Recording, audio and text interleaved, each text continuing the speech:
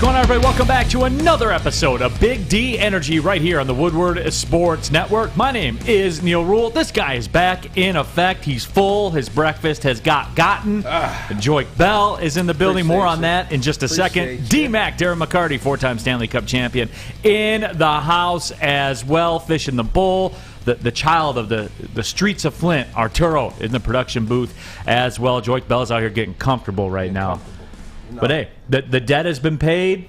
Michigan finally, after 7 years, finally has got the job done on the road. Oh, look at that. You know, that backhanded compliment. What are you talking about? It's the backhanded compliment. No, it's a no. After 7 years. You know, it's like what is a lie about that? You know what, Art, man, I told you last week. It's like a woman when she apologized. She wasn't put, but you know, I apologize, but you could have did that differently. You know, that's kind of what you're doing right now. What is factually incorrect about that? No, it's nothing. But okay. You know, but I rather you, good talk, Joique. I'd rather you not say anything than to give me. To speak facts? I'm sorry. Yeah, Joique. don't speak facts. Okay, my apologies, don't brother. speak the past. Don't speak the past. Even if it is factual. Listen. You can't compare us to what we used to be. This is what we are now. Undefeated. They're going to win the Big Ten, aren't they, Joique? They just might. You know the future? Should we get down on that one, too? Now than they were the future. Art going to be in the trailer his whole life?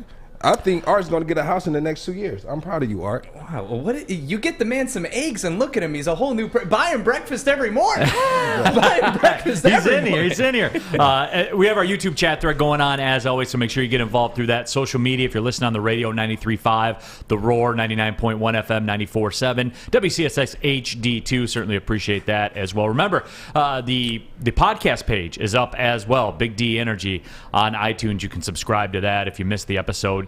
You can go back to different parts of it and do all that stuff. Chuck Brewer on our YouTube threads. Neal can't help himself. No, we're having fun here, Chuck. I'm having fun with the man because he believes. They're going to win the Big Ten. He believes. Neal, did you lay down for Joique? Because I remember our last show last week where you said if they come out and they do what they need to do and play. So were you impressed by Michigan's performance or domination and the fact that they went in and took care of business? Again, like I talked about yesterday with Terry, it was a both things can be true Monday. Yes, I was impressed with what they did defensively. I will give you that. But you have to give me that Wisconsin team is a historically bad Wisconsin team for them. Okay. Given their run of show as of late. And you remember when we spoke DMac, and I looked Neal right in his eyes, and I said, listen, if they go there and win, will you give them their flowers? And not say, oh, that's just a Wisconsin team, that's a bad team. But if you remember, a few weeks ago, we said that the Wisconsin game was going to be the game that, be the deciding factor if this is the same old Michigan. And now, both things can still be true. They are true. Are you impressed or are you not impressed? Yes or no? I think more of them today than I did when the season started, yes. Okay, so if they go out here and win this week, then what? Is they still same thing? They should beat Nebraska. Okay. No, you don't get kudos and cookies for what you should do. You don't get that. I'm just saying at the beginning of the season, you said that these are the two games they have to win. And I'm just saying, I don't know, I don't know. I don't know where we're going here. I don't know how we're having a different conversation than what we had on Friday, because on Friday... Well, the data changed. It did. We can't control that. We can't control the data. We can only control how we play. Do I have to keep saying this? Do I have All to right. keep... Well, we'll run the eggs. We'll run the eggs back on them. We'll run the eggs back on them. They're not going to win the Big Ten. You in on that? I say, let's stick with next week. No, I'm one game at a time. Lay it down. I'm one game at a time. Let me come over the top now. We'll run the eggs for a week. They don't win the Big Ten. No, I'm gonna say no. Why would I do that? Because I know what the truth is. One game at a time. One game at a time. Hey, we can bet this week. This will be developing. We can bet this week too. No, Nebraska. Oh, you don't do this week? Okay. No. Nebraska, Northwestern. No. Okay. Or who you but anyway, we'll get down to it. Monday Night Football last night, the Chargers beat the Raiders. We got some Dan Campbell stuff as well, the short yardage situation with the Detroit Lions, and it's very telling. And I do want to go back to Joique on that one because I think, as I said yesterday, that very much is a mentality thing. We'll talk college football, as you know, the Big Ten recap. The Red Wings, DMac was out at LCA yesterday. He'll have a recap of the Red Wings and his experiences out there. Greg Kampee Kampee, the head coach of Oakland University, will join us as well. Steve R. said, Neal's like me. I have an Oakland Golden Grizzly shirt on. Well, yeah, I appreciate that. I do as well. Greg Kampee will join us. We'll talk some college hoops with him. It's getting to be that time of year, guys, where basketball's on the horizon. Preseason started. All that. Did you say on the horizon? It is, actually. That's pretty funny. It is. And this situation, too, with Urban Meyer, we're going to get into, and I do want to talk about the Vic Fangio, the Vic Fangio calling out, Jim Harbaugh and that whole situation as well. So we got a lot to get to here today. Yeah, we are going to get into all of it, but just real quick, wrap up Monday Night Football. The first ever game, Joique, that I had seen in my life that was in a dome stadium that was in a weather delay, where the roof didn't collapse. Is that really a dome stadium? It's a canopy. It's more like, isn't it more like downtown Detroit on the waterfront? Where they play the music and they have the canopy or whatever. Was it Shane Park? Shane Park. You're talking about that Aretha Franklin? Is it amphitheater? Right. But wasn't that weird? And I think the best thing is $5 billion and then wait, what?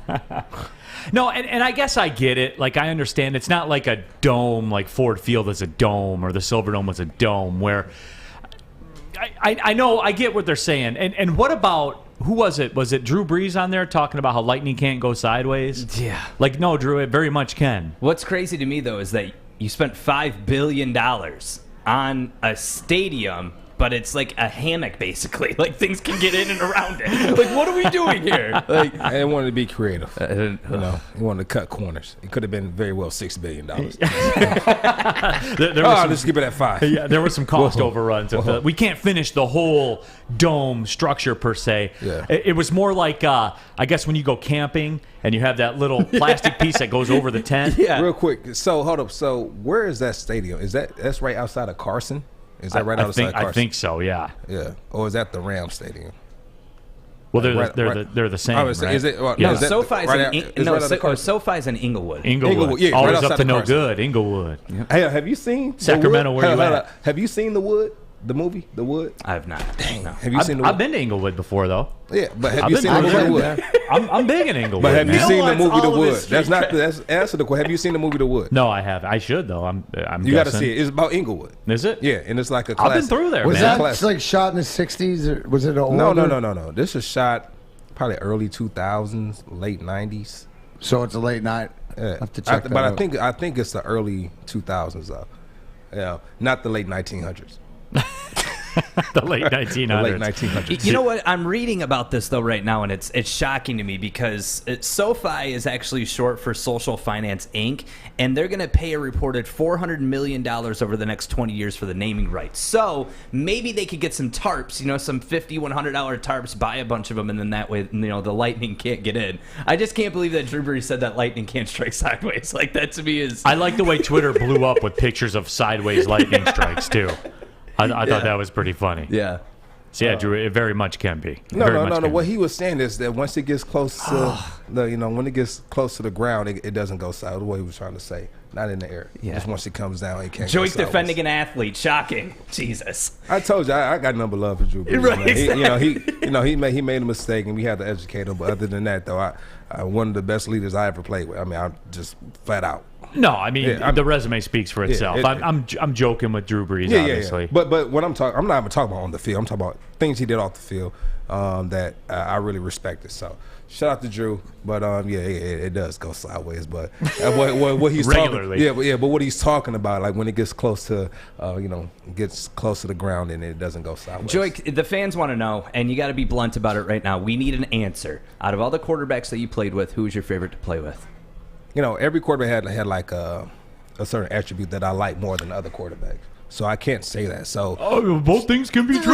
Both things can be true. Both things can be true. So it depends. So it's like this. If I want to go, it's good for thee, but not for me. If I want to go with a quarterback to use his leg and be athletic, I'm gonna go with Mike Vick. All right. Okay. If I want a leader like on and off the field. No, I'm asking your favorite. Who was your favorite? Like personality wise. Like who was Everybody had their. Both things can be true. Both things can be true. It's like I said, it depends. I like the. I mean, from Peyton was he was a butt, but he was a funny. You know what I'm saying? He was a butthole, but he held his team as accountable and he was funny. You know, and so I respect him for that. He was a perfectionist. You know, Stafford, like I said, was a tough quarterback and, you know, always in a good mood. Even though he took a beating the day before. Mike Vick came to me as a rookie and told me some things I'll never forget, and it made me feel confident in myself when he came up to me and said, listen, Joique, you're pretty good. Like, you just need a shot. You remind me of an Aaron Foster. You just need your shot. You know, and that's just watching me in practice. He didn't have to come tell me that. And the funny thing is, he would never call me Joique. He would always call me Joique Bell. I don't know why. I like that. Yeah, he would Low-key, always call why. me Joique Bell. I'm like, what's up, Mike? He was like, listen, I'll be in the cold tub every day after practice. He'll come in there and say, why you go in here every day like you're a vet? Like, you're a young guy. I said, vet told me if I get in the cold tub every day after practice, they'll prolong my career. He said, I wish the vet would have told me that when I came into the league. And like, so these are the conversations me and Vic will have. And then, then you'll have, Drew Brees, a guy who, when we had the NFL lockout, the team didn't let us come back in and work out. He rented out the Tulane practice facility. We had the weight room. He fought his trainer. He put on his own OTAs, rented out a hotel for the whole team, stayed there for the whole offseason, for the whole OTA offseason from end of April to mid-June. And like, this is a type of, and so like every quarterback had like their different attribute that I respected about them. So I can't say one is my favorite. It would be disrespectful to the others. Darren, who's your favorite player you ever played with? But we got to put deep. We got to do it. Yeah, that's do it that's a good one, right? Like, yeah. I mean, for different reasons and stuff like that. But Thank you. Who was the most colorful or throughout? Who was your favorite person that you played with? Chris Osgood. Like, I mean, that's, like, we're all brothers and stuff like this, but the shenanigans and the laughs, just, I mean, it was always goofing around. And Ozzy and I started in the minors together, like I tell the story. We used to stay up all night with Mike Castleman, a teammate, and we'd be playing that Sega Genesis, trying to make Gretzky bleed and all night long as 20-year-olds playing in Glens Falls, New York. So he just... his demeanor, his lingo, I think you can see it on Bally Sports more, his personality, but he's just a clown 24/7 and always trying to pull things off on you. Not like goofy, but subtly. So I'd say he's the one. He's probably the one. I mean, different reasons. I mean, all the guys. So. No, I know. I had to do it, just because. Well, hockey guys are like that, right? Like, you guys. Hockey guys are different than football guys. It's weird the different sports have the different dynamics. It is. I think weird. more so you in hockey is that question. Guys have more. And I think in our sport, the way that it is, and because there's less guys and whatever, that you have more of an individual relationship with each person. No, right? that's true. I mean, you got 22 out there. Yeah, transcends more, and I think it's tougher with 53 guys, right? Where you'd find the offense and the defense, or so. And age group, aging matters. You were mentioning last night, we saw Jared Cook, who you mentioned you came into the league with, Joint, and you see, it's guys that you recognize, guys guys maybe you played junior college with, or you got drafted with, or came in together, or maybe won a championship in junior or minors at the lower level. So there's a lot of history, and especially now in hockey, but more so in football. Does that make sense? So it's because of the number of guys. Yeah, it does. It does make sense. Yeah, but when we come back, I want to talk about the Detroit Lions. Dan Campbell came out and talked about the short yardage situations. Dave Burkett from the Free Press had a great tweet that broke down, position by position in terms of third down, fourth down, and short, the plays the Lions ran and everything. And I do want to get Joique's take on that, certainly. But remember, it is winning season right now at MyBookie. And this week, entries are now open for the winner-take-all Super Contest. MyBookie, the only sports book to offer online Super Contests, so you can't miss out on this exclusive promotion where you can turn $10 into $10,000. Weeks 5 through 8. Make 5 picks against the spread. Get them right, earn points, rise up the standings, and take home the $10,000 grand prize. Packers, Bucks, Titans, Vikings, and Ravens. Boom! I took care of the heavy lifting for you right there in Week 5. Got you ready to go. And if you need another reason to head to mybookie.ag, celebrate the start of the MLB playoffs tonight, folks. Believe it or not, Baseball's funny, man. 162 games, and then all of a sudden you got one game for your life. But that does start tonight, and MyBookie's hosting a $20,000 blackjack tournament that's absolutely free to enter. Winning season's here, so get in the game. Get to mybookie.ag now. Use the promo code Woodward, and when you make your first deposit at MyBookie, you'll receive double your deposit. That's promo code Woodward. Double your funds. Double your winnings. Bet anything, anytime, anywhere with MyBookie. Have a gambling problem? Call the State of Michigan Problem Gambling Hotline, 1-800-270-7117. Okay, you thirsty little spin goblins. I want you to pedal into the next dimension. Spin it! Spin! Spin! Uh-oh! Carmen's falling behind. Let's give her the hiss of shame. Spin! Spin! Spin till you bleed! Don't ride the bike of shame. Come to Planet Fitness and find your own lane with tons of equipment, free fitness training, and no hissing. Join today for just $10 a month. Back at it here, Big D Energy. Make sure, we're going to talk to Detroit Lions and make sure you get involved. Detroit Lions Game Day. Woodward Sports certainly has you covered with our pregame show on Woodward Sports live from O'Toole's in Royal Oak. Brought to you by Jose Cuervo from 11 to 1. Ryan Armani, Maz, Jade from WRIF. Kennedy is out there as well.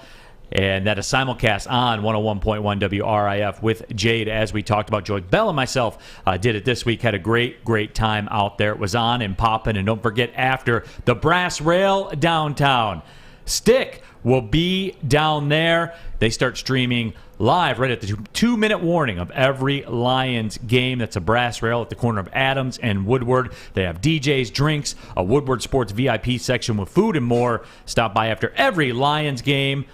Especially if you're already down there, too. Slide by after the home games at the Brass Rail Detroit. And again, that's brought to you. Pull up, own them. It's brought to you by Woodward Sports. But I did want to get into this discussion because, Joique, you guys, we both weren't, you guys weren't here yesterday. Terry Foster and I did talk about it. But the big topic of debate that came out of the Lions game, that 4th and 1 play, coming down the stretch when the Lions were down to 10 points. He's balling out. Thank you, Joique. Listen, they're 100% on 4th and 1 when they hand the ball off. The only time they miss a 3rd down or 4th down conversion on 4th and 2, that was one time. Every other time we ran it, thank you, we've got a 1st down, we run the ball. That's our strength. Why are you putting the ball in Jared Goff's hand when we have one, middle of the pack run game right now? I don't understand it. Like I don't either, man. If I'm the running back, I'm going into the head coach's office and we're having a talk. We're talking about this. I mean, and not an arrogant type of way. Just like, listen, coach. I mean, we're doing well, And one thing that we would do when we had Coach Caldwell was that they would take the numbers. Like, man lie, woman lie, numbers don't, and we'll run the statistics. No, on 3rd and 2nd down, they ran this play. 20 plus times, out of this many plays, 3rd and, 3 to 6. It's all data driven. It's all data. Yeah. It's all statistics. So if you're looking at the data, right, how do you choose, the pass in those situations where it's been documented that the run game is way more successful on 3rd and 1 and 2, 4th and 1 and 2. Way more. It's not even close. But we want to go in there and I understand your quarterback is your leader on the field. You want to put the game in his hand. But sometimes you have leaders in that backfield as well. Jamal was averaging 7 yards a carry, 4.7 yards a carry, right under 5 yards a carry. I mean, you give him the ball. He's running his butt off. And that's where I was with it too. And DMac, look, and Dave Burkett put out a tweet that really broke down the scenarios and really backs up what Joique's points were. And for those of you watching on the YouTube channel right now, when the Lions had 3rd and 1 through 4 games, they're 3 for 3 on conversions running the ball, 2 for 4 passing it. On 4th and 1, 1 for 1 running the ball, 2 for 4 passing it. And DMac, forget about the numbers, okay? And I get that was my point with it. We can't forget about the numbers. No, I know. I'm saying though, but that was my point. Data suggests that you go for it because it's 4th and 1, and given the conversion rate that you'll get it, and it's much easier to get the ball back only having to have a field goal to tie the game than a touchdown. Certainly, I think that changes everything. But forget about all that. We'll push that to the side. Damn it, Darren, we were told that this was going to be the attitude, right? Things were changing here.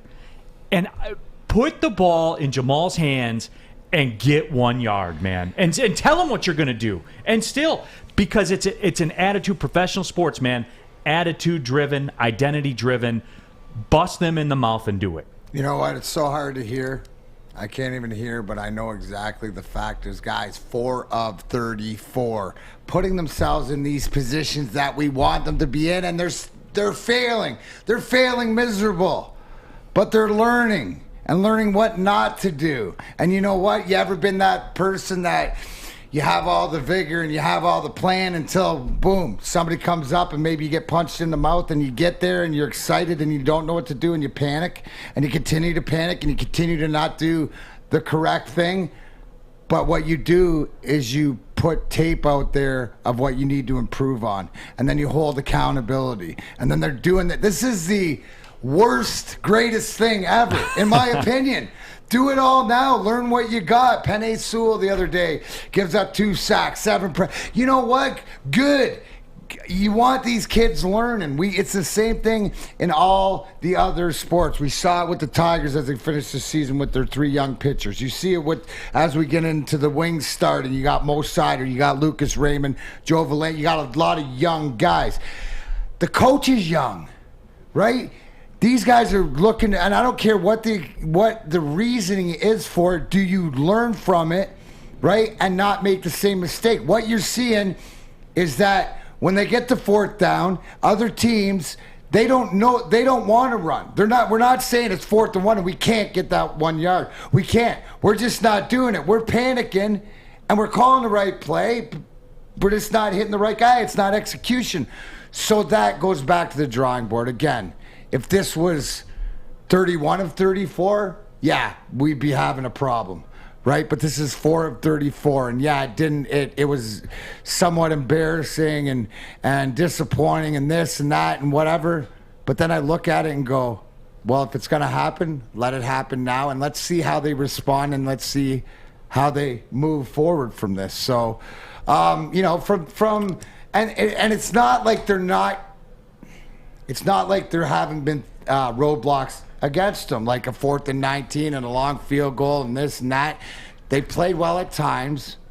It looks like they have their coach's attitude. Now they all have to get smarter, right? Get smarter, find the talent, and then it's conviction, right? You look at that San Diego Chargers game last night. When they went down forward on 4th downs or whatever, they knew exactly what they were going to do. They had conviction in their defense, conviction in their offense, whatever it is. There was conviction in that San Diego team, and that's why that San Diego team and how they're coached, right?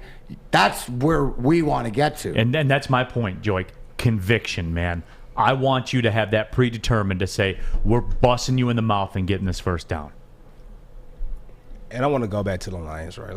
And let's talk about it, because it's deeper than that. So when we say culture, right? When we say culture, all right, we want to build a winning culture here. Okay, so one way you build a winning culture is by playing the same way consistently.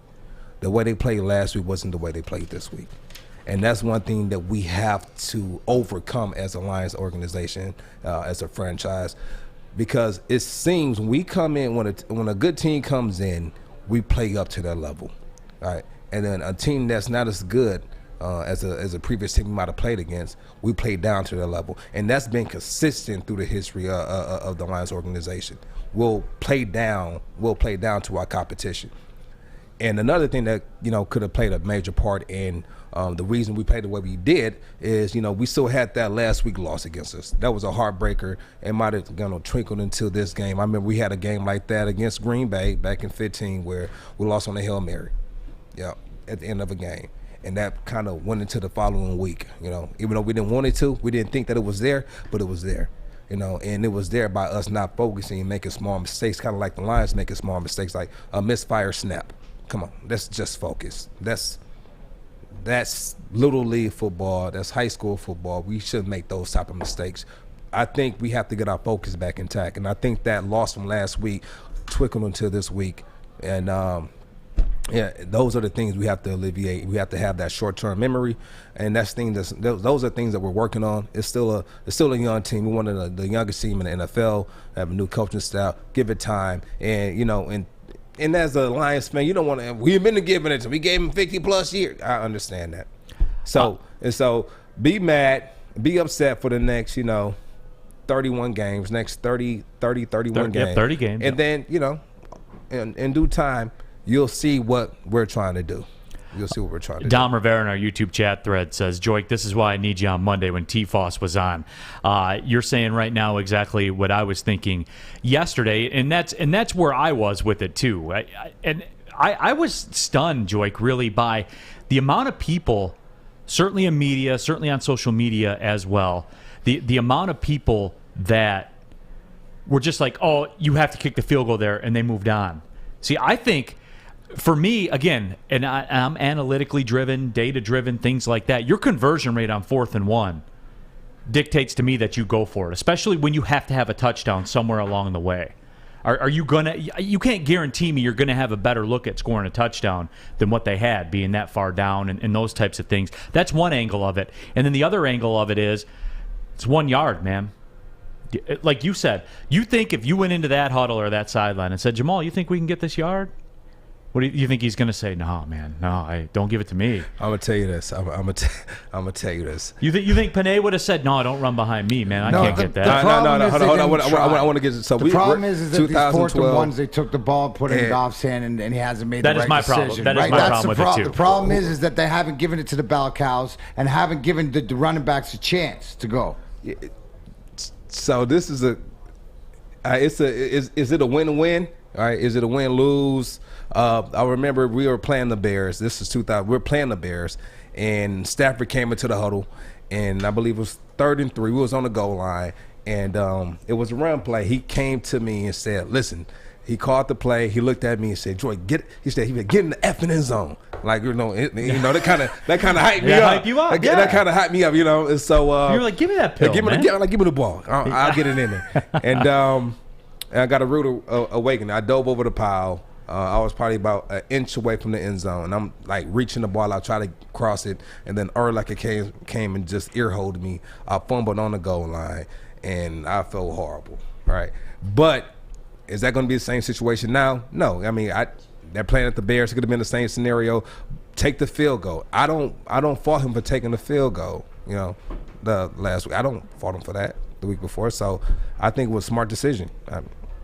Yeah, I don't have a problem with decision. it. And some people are talking around the YouTube chat thread. They said, Chuck says, the data says you won't get the first down if you're passing. And that was my problem with it. Your rate of conversion on a run is much, much higher than a rate of conversion on a pass. And I love our audience, too. Yeah. In our chat thread, everyone's trying to give a segue to the commercial. But it's the next break isn't for the stuff that they've been saying. It's not a coast break, guys. I will say this, that play had implications on your fantasy team. I know that. Yeah, and you should always root for the underdog, right? Like, you should always root for the underdog, and that's why you should check out Underdog Fantasy. Neal just giving me a softball pitch, and I just... it was okay. It was okay. What are you talking about? That was a great segue. The great people at Underdog Fantasy, okay, through their slick mobile app. Don't tell me that was bad. No, it was great. It was great. Anyway, $10, free $10 when you deposit $10. And if you're like, hey, I've got fantasy football, but I started in week 1 and my team's 1-3, like me, well, that's okay. There's daily fantasy that's going on with Underdog Fantasy. Check them out. Go to UnderdogFantasy.com. You could also check them out in the App Store. Just search Underdog Fantasy. We got more of Big D Energy right here on the Woodward Sports Network. I'm looking to bring on another HVAC tech right now. We're recruiting 5 to 10 techs a month. We're looking to grow and expand. Every new tech we hire is from Northwestern Tech. The hands-on training is fantastic. They're always my first call. We love hiring Northwestern Tech grads. They come out trained and ready to work. Our program is only 10.5 months, and our next classes are starting soon. So why wait? I'm looking to hire a graduate of Northwestern Tech. Northwestern Tech. Northwestern Tech. Northwestern Tech. Welcome back. Big D Energy, Woodward Sports Network. My name is Neal Ruhl. He's Joique Bell.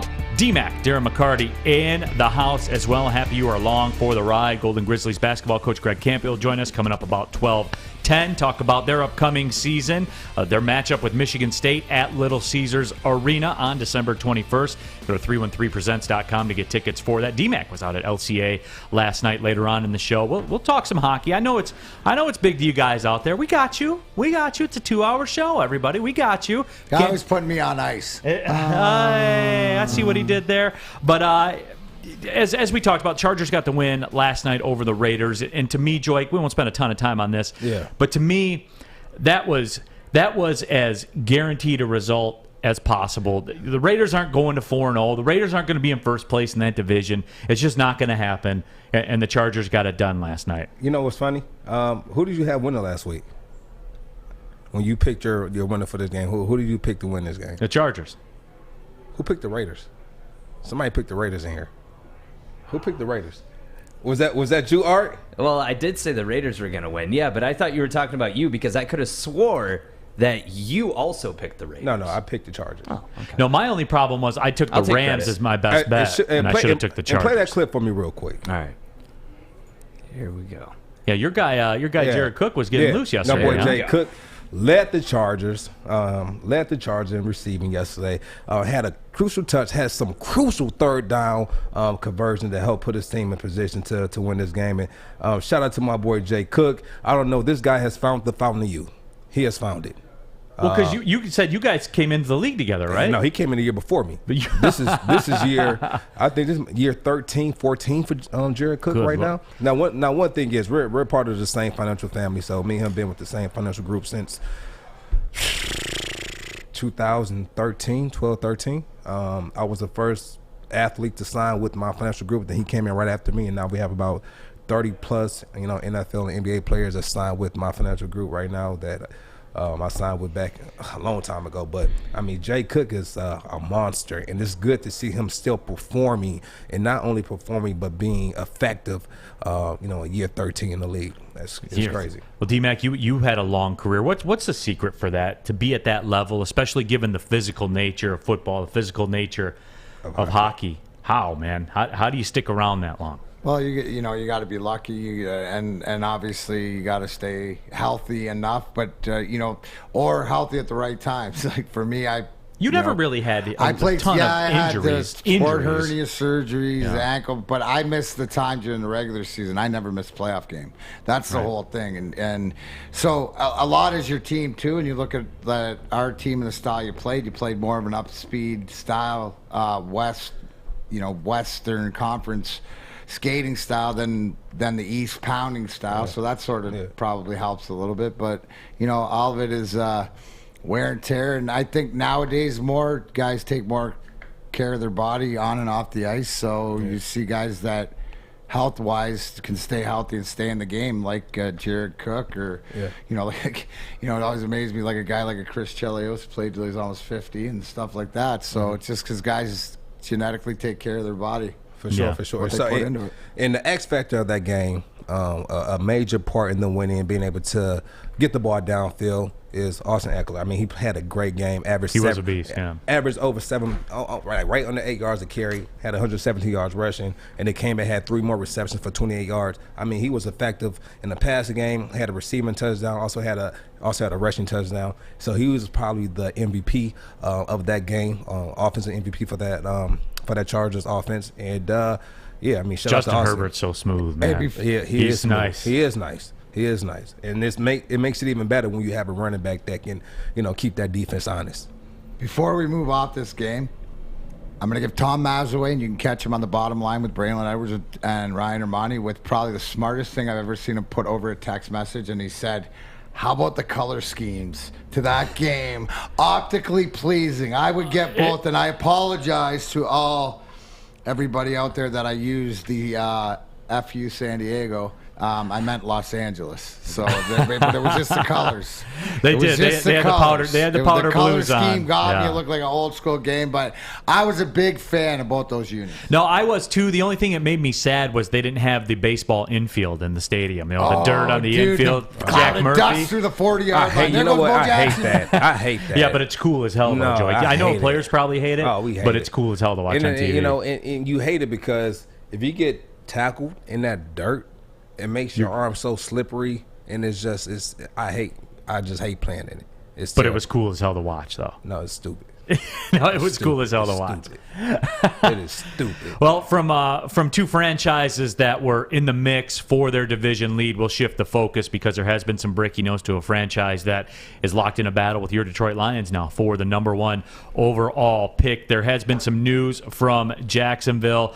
Their owner, Shad Khan, released a statement. This is per Ian Rappaport. Shad Khan says and for those of you that know, we talked about a little bit on the show yesterday, the whole Urban Meyer situation with the video. If you haven't seen it yet, go to Twitter and just do Urban Meyer video. There'll be a million of them up there.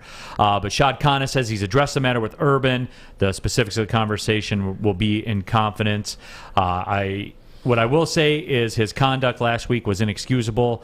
I appreciate his remorse, which I believe is sincere. Now he must regain our trust and respect. That will require personal commitment from him to everyone who supports, represents, or plays for our team. I am confident he will deliver.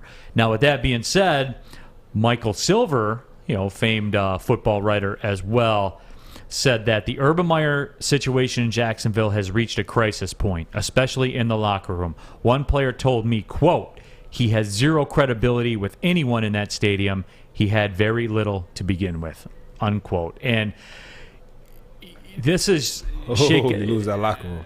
It was hard to get it back. I'll tell you that much. But you didn't have it. It sounds like you didn't. See, for me, it's weird because I find myself in a dilemma with this because I know there's a lot of people that are kind of circling in the water right now, especially media types, and now is there a chance to attack. To jump in on Urban Meyer and destroy him. And that's not, no one's crying for that guy, especially here. Before you go into it, right, this is a case to me, right, where this is a gentleman that lives publicly and it's about the cell phone, it's about the video, it's about the actions, to me were somebody that I guess 20 years ago or 30 years ago might have happened you wouldn't have seen, but it's the fact that I think it's out of touch. Does it go if you're out of touch with technology and the fact that to do this in public and not think it's going to get out or have backlash and be responsible enough as a head coach, that's where the trickle down is where is your thought process? And if you can't articulate the fact that if you're going to do something like this, that if you don't do it privately in the confines of somewhere where it can't blow up, how can you run a football team or direct, you know what I'm saying? Because then to me, you haven't been able to think it out, because that's the biggest difference. Like if this happened 30 years ago, and it probably before cell phones, how many times did something like happen this? And it's not just a football coach, it's somebody in this hierarchy position, right? Are we not talking about the head coach of the football team being the person, so Urban Meyer being the person in this high-level position? But I think it's the if he's out of touch with technology, he's out, and then how can he be in touch with his football team? I think that's the more pressing issue than he got a lap dance. He's definitely. I mean, his old lady said it's cool, so bug off, leave him alone. That's his place. But the fact that leading and representing the Jaguars and representing a brand, then it's different. Right, and there are a lot of people, as I said, that are circling in the water right now, and I'm seeing a lot of all of a sudden holy men out there too. So you're telling me all these cats that are out there right now, nobody has any of those skeletons in their closet at all? It's something similar to. It's something similar to Par Pierce, Nothing he's doing is wrong. He's just put it out there in public. You can't, But it's a lot of people behind closed door doing what he's doing. And they just doing including some of the people that are up there on those television screens saying, "Oh, you got to get rid of him." I mean, and look, I'm not condoning it, certainly. No. But by any means, I'm not condoning it. That's not how I would act. Yeah. But at the same time, he who cast the first stone, et cetera, et cetera, et cetera. All right, what's Proby say? That if we all took care of our own doormat, the world would be a better place. Boom, Urban Meyer's looking for a Bob Probert right now. Yeah. Canuck Dave on our YouTube chat thread translated it for us. He said, we talked to Urban about getting his swerve on. He won't do it again. So let's go around the room and just make it clear our position. So should Urban Meyer, because there's rumors of him getting fired now, we'll start with Joique. Should Urban Meyer be fired for his actions? No? Neal? No. I mean, if you want to, he's 4 games into it, right? if you want to fire him because he's 1-16 or because he's 2-15, if he acts like this and he's 2-15, that's fair. Yeah. But, I have it in front of me right now. Dennis said, I've said it before this season, he will fail. He's a gimmick. He's not a leader of men. He has no courage. He quits under pressure. We've seen it before. And, I just don't think that this incident in and of itself is a fireable offense. Is it something I would do? No, certainly not. As DMac said, is it something you should do in the day and age of the camera phone?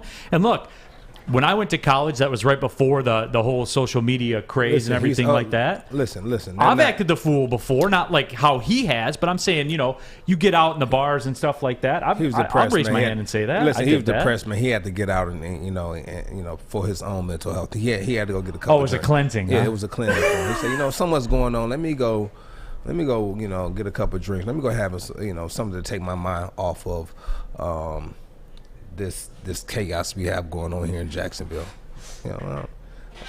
Robert brings up a good point too. Not fired. No way partying with this young girl makes Urban lose the locker room. He may have lost the locker room because he doesn't have a clue on the field, and that's fair. Again, this incident in and of itself, no. But when you start parlaying stuff, it's going to be bad, DMac. It will be bad. But you know what else is what else is bad? So this is a somber. Oh, no, I don't like Coach that. Portland. I ran out of gift certificates, guys. Thank you for the 20-week promotion. And everybody who tuned in to CoachPortland.com, went to Woodward Sports WSN20, did the hashtag HowWeCoach. There should be a whole bunch of machetes and lamps and lights for all you first responder, do-it-yourselfers, whatever else. I will continue to do this, Coach Portland. I have a big meeting tomorrow with them. I'm going to try and get you guys more gift certificates. But until then, go to CoachPortland.com, WSN20 for 20% off. It is worth it. And tell them DMac sent you. Ooh, tasty. There we go. That was better. Hi, I'm David Hall from Hall Financial. With historically low interest rates and 5-star service, you could pay your mortgage off faster without increasing your monthly payment. Get started now at 248-308-5000 or chat with us online. Call hallfirst.com. Fellas, football season is here. It's time to make your grooming experience easy like Sunday morning. Get to Lady Jane's Haircuts for Men. Walk in, relax, watch your favorite team play, and before you know it, your hair will be game ready. Get to Lady Jane's, open 10 to 8, 7 days a week. Walk in anytime. It's wicked awesome. Back at it here, Big D Energy Woodward Sports Network. Neal Ruhl, Joique Bell, DMac, Darren McCarty in the house here today talking about this Urban Meyer situation. My guy Chuck, I'd never hire him to coach an NFL team, but now if you're talking Michigan, he can have the keys to the castle tomorrow.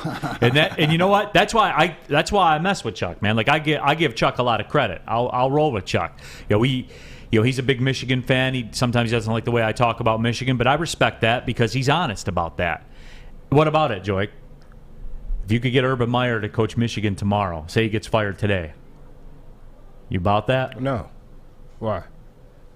Because he's been to the mountaintop, dude. He's done it everywhere he's gone. No. He didn't do it in Jacksonville. Oh, pro's different, man. It is. You know that it's different. Yeah. Do it in Jacksonville. And it is weird. Like, so you take Harbaugh, put him at Jacksonville, and take Urban Meyer, put him at Michigan. They might turn both programs around. Maybe. Hey. Especially if he gets 7 years to do it. It's entertaining, but do you think Harbaugh would get 7 years at Jacksonville? Right, you said what? Do you think Harbaugh would get 7 years to turn around in Jacksonville? Like if he finished third and fifth in his division all the time. Does this not covert set up to what of the fact that we're talking about not what we think, what we know.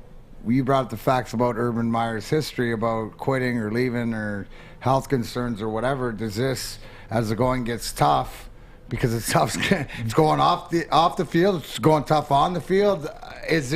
Do you expect him? You say 7 years. I'll take the under in that. You want to do I'm saying if you want Harbaugh, to do an art tattoo on that stupid bet. But my question is, do you think he makes it through this year? I don't know, man. I mean, But that's a fair question, Yeah, right? no, it is a fair question. If he and makes it's it not, through this year, I would think he's closer to making it 7 years. Yeah, but I guess the question I was presenting, because Joique brought up an interesting one, what if you flipped Urban Meyer and Jim Harbaugh? Would both teams, would he help with both teams? But my thing would be Harbaugh wouldn't get 7 years at Jacksonville finishing third in the division all the time either, though. Like, eventually they would pull the plug on that in the pros. So would that be a conversation that, I don't know, that'll be... That's fun, though. That'll be something to entertain. No, I don't see that. I don't see that happening. But hey, you know what? Did a dream. I agree with Chuck Brewer. Well, I like the new Harbaugh if he stays intact. This is a different, like I said from beginning, not speak, not whatever, nothing coming out, taking care of business, right? I like what they did from a philosophy standpoint, because as Chuck says, he's a new Harbaugh now. Okay, well, the old Harbaugh, they never would. The way they came out and went for it on 4th and 1 at their own 35-yard line on the very first drive of the game and just continued that narrative, just continued to pound the football. I do like what they did, but there is a photo of Urban. Can I ask a question, though? Like, if DMac had brought this up, and if it's true, if his wife doesn't have a problem with it, then why are we circling like sharks right now? And I understand. I get the whole, team aspect and having the trust of the coach. I get that. But like DMac said, that's an internal situation between him and his wife. That's it. That's it. Like, if the organization has a problem, then they have a talk and they get over it. But I feel as though we should be discussing more that he's a terrible coach. Because that's the only picture I've seen. Because that's the only picture I saw. Like, is it some more stuff out? Yeah, there's video. There's a video of him trying to snap a... Have you seen the video? Yes. Yeah. So I'll find the video. Let's say if the picture to the video, the picture would be a number... Because that's like a number 2 video. So she put her head on his shoulder and what? They're a 2 picture. What's the video? Well, and I will say, what would you give the video? Like, is it the video's bad? Is it? My son is 12. My middle son is 12. I would be uncomfortable with him watching that. So that's why you heard from the owner of the Jacksonville Jaguars. But again, the moral thing about that, it wouldn't. It's different because that's his, like, he took his house outside and doesn't have the social conscience of the video, and you know what I'm saying, that, and it's a bad look as the head coach. Yeah, he's some older generation. I don't know, take care of your own house. Here's the video. All right, here's the video. So he's practicing snapping. Like, I don't. That's what Twitter's saying. So I don't. Joy. Dude, for those of you watching on the YouTube channel right now. Urban Meyer is so hammered there. He doesn't even, he's in the wobble. To play that again, he's in the speed wobble. He is. He doesn't know if that's a guy or girl sitting there. He kind of giving her the show, like, come on, get off me. Come on, stop. And that's not even, and she's on his knee, and okay, maybe he's a little more invested that time, but he's drunk as hell. Yeah, he's definitely drunk. There's no way that man's sober. He can barely. He's halfway sitting. Not his lap, though. She's on his knee. Yeah. Whatever. I mean, I think we can all agree it's a bad look. It is, but it's a bad look. It's a bad look. It's a bad look, and as a coach, I wouldn't want the coach of my NFL football team doing that. But at the same time, his wife said it was okay, according to DMac. It's a problem internally between the both of them. Like, he's not doing R. Kelly stuff. He's literally at the bar drunk grinding on a woman. I know we're all hold on. Was he grinding on her or was he grinding on him? I think she was grinding on him. Exactly. She's on the knee. Okay. That's not... Anyways, she's on the knee. Yeah, and he got his hand right there. Make sure she don't go up too far. Look at he being a gentleman. Look at it. Yeah, I mean, it's not. I wouldn't do it as a married man, but it's Urban Meyer. Art, come on. Don't get it twisted, Art. She ain't gonna be 20 feet near me. You're a scumbag. It's like, I'm just saying that's. Art, we know you're a scumbag. You wouldn't. We know you. No, here's the deal. Of course you don't, Art. With all of this, here's the one constant in all of it. If the Jaguars are 4-0 right now, it's a smaller story. And I'm not saying that's right, and I'm not saying that's wrong. I'm just saying that's the game. What it is. When you lose, you have that magnifying glass on you just like this. The smallest thing get blew out of proportion every single time. But when you're winning, Oh, that's just Urban. Urban and his wife are cool with it, so they live a different lifestyle. But you have to win, though. But you gotta win. He fumbled in the first quarter, all right. But we won by 21. It didn't affect us. But you lose, that's a huge problem. That's just Urban being out in the club, enjoying being 4-0. Blowing off some steam, Let Urban be Urban. Yeah. That's what it would be, though, man. That's how we operate in society. Yeah, it is. And anybody that doesn't think that, I can't help you because that's the way it is. He should have had his mask on. No face, no case. But I do feel as though, since he is a terrible coach so far this year for the Jags, that it is amplified. As it should be, I guess. But you're right. If he had like a more winning record, I don't think people would be saying anything. Exhibit A, bring in Tim Tebow back to the team. What were you doing? What were you thinking? That's when he lost credibility. Robert Colosa says, well, she's very good looking, so maybe in hindsight this might have helped his cred with the players in the locker room. Tell me, Joique, is that a thing? No, I wouldn't. Can't comment on that. No, I'm not commenting on that. No, the thing is, you don't want to. Look what happened to our quarterback last time. If he's coming in here and he's telling us, high cost for low living, anything that happens, it has to do with one of these things. And one would be drugs, one would be speeding, one would be some type of substance abuse, other one would be women, And if it falls under this category, then you need to stay away from it. And right there, liquor, women, high cost of low living. Devil's working. High cost of low living. On our YouTube chat thread, Animo says, character matters. And yeah, I would say it does in most circumstances. But in professional sports, sometimes it doesn't. It matters when you're 0-4. It doesn't matter as much when you're 4-0. Here's the other thing. Hand up. You're a public figure, too, in the sense of you're representing an entire team. Like, I get that a lot of times this happens behind closed doors, and we, the public, maybe never know about it. But if you're the coach of a football team and you're out in public, people are going to videotape you anyways. Like, probably not your smartest move. I know, man. Art is used to getting, video. Yeah, for sure. Thanks, Drew. Popular. Yeah, I don't get how you think no one's going to notice that, dude. Like you're Urban Meyer, man. I wasn't joking. I mean, you are in the spot, and in Columbus too, of all places. Yeah. Well, another reason why Ohio sucks. Mm. There's been some choice words about Columbus and Ohio in general in the chat thread. I won't go there. Here's the other thing, too. And I know I keep saying here's the other thing, but let me just say this. If I see someone else cheating, that's not my problem. That's not my house. I stay out of it. I'm not going to get my camera out and record. I don't care who it is. Snitches get stitches. Yeah, mind your business. You won't need to. Art, 800 other people have it on. You know what? But this is the prime example. And I've seen Kevin Hart talk about this. It's a lot of good things that's going on around the world. Right? It's a lot of good things, but it's going to be times where one negative thing is going to travel. It's going to travel faster and farther than a positive.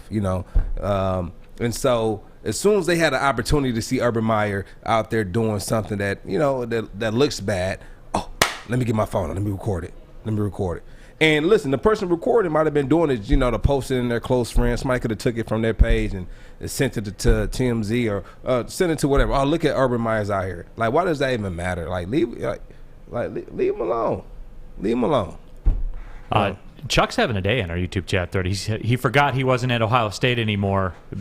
He forgot he wasn't the Ohio State head coach where this thing wasn't going to be a story. Yeah, but he's not going to rural northern Michigan where no one knows him. He's going back to his hometown, basically. Like, what are you doing? You're in. Don't do anything crazy in Ohio. Everybody knows who you are. I don't get it. They got to stay away from liquor, man. They got to stay away from the spirits. Yep. That's why I don't drink. That's right.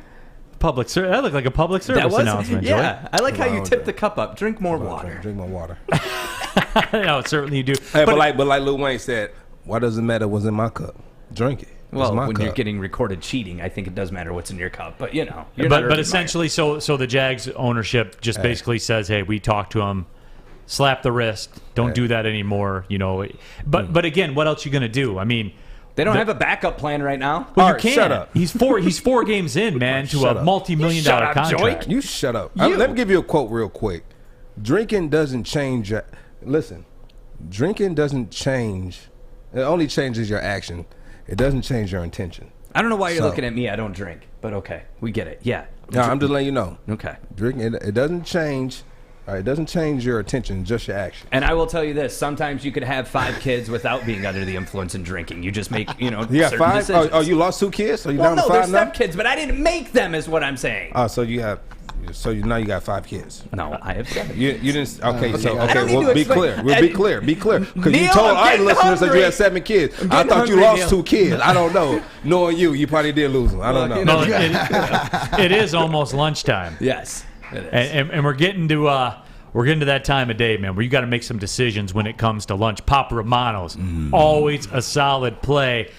And they got a pizza that's pleased to meet you. It's the Pizza Pizza. Pepperoni, ham, Italian sausage, ground beef, bacon, topped with a blend of fresh cheeses. The large Pizza Pizza is only $16.99. And don't forget, too, you want to go a different route? They got the salads. They got the sandwiches, the wings.